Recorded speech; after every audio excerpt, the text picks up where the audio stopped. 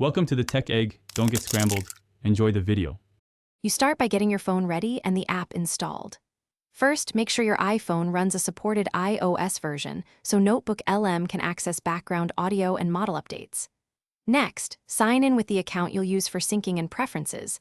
This avoids future permission prompts. Once done, open the App Store, download Notebook LM, and grant microphone, files, and notifications access when requested. These permissions let you import notes, record voice inputs, and receive model results quickly.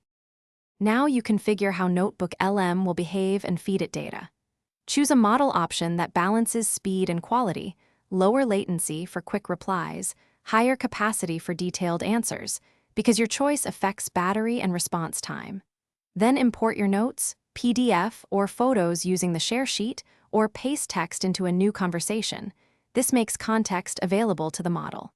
Finally, set up prompt templates and privacy controls so results stay relevant and your sensitive data. You now run and refine sessions to get useful outputs.